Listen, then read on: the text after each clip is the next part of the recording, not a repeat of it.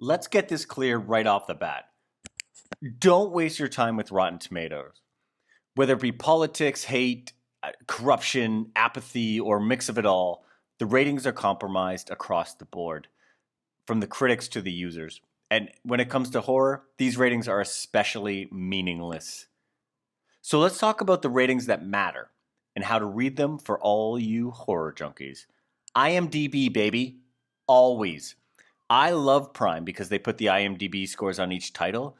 I wish all the platforms would do this. So here's how it works for horror. Forget about the fact that it's out of 100, okay? When we look at horror movies, all that matters is 5.1 to 6 point anything. That's the horror range. A 5.1 horror movie has a very, very good chance of being something you enjoy watching. This is in direct juxtaposition to a drama or action. If you see an action or drama that is in the 5 range, it's awful. It's going to be awful.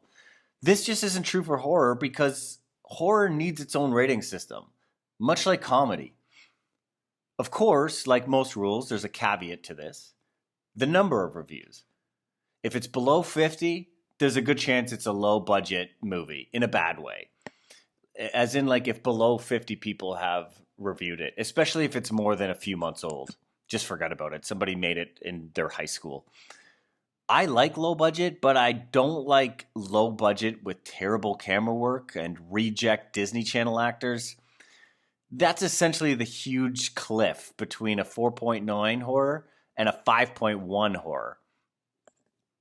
If you get a horror that's 5.5 or above with tens of thousands of reviews, watch it. It's good. I promise. Any horror with tens of thousands of reviews in the 6s is going to be epic and great, and you'll love it. A 6 on IMDb for a horror is a 90% Rotten Tomato movie, back when that mattered. A 7? Well, chances are it's a big budget, mainstream theater release that is also amazing. There are only a few of these ones, though.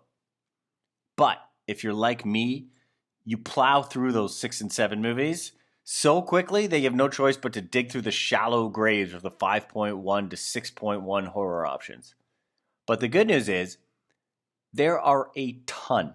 I mean dozens and dozens and dozens of horrors in this range, the 5.1 to 6.1. So I really hope this helps, okay? Because horror is the greatest genre. And if you disagree, you're absolutely wrong.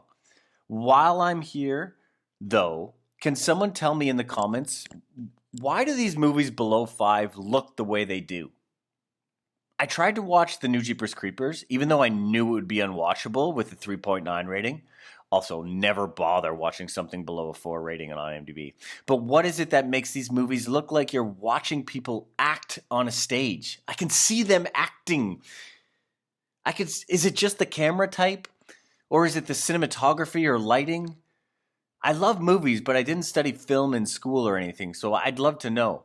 And I know you can say, oh, well, this is the difference between good actors and bad actors. No, there's something about their physical presence on screen that looks like someone filming people on a set. One last thing. If you find yourself looking for horror movies and don't know where to look, try searching production companies that do horrors you like. I love A24 and Blumhouse, for example. A24 may be the best horror producers around right now, so watch out for their stuff. Trust me. Although you probably already know that. Well, that's it. I mean, there's always going to be horror movies. I feel like we're in this amazing time where people are churning out horror movies every 2 days. So the question is, which ones do you watch? Which ones do you not watch? Well, hopefully this helped a little bit. The new way to do it. IMDb horror 5.1 to 6.1. That's your sweet spot. Anyway, I mean, this is barely helpful. Maybe it'll be helpful. I don't know. It helps me a lot. Anyway, fuck off.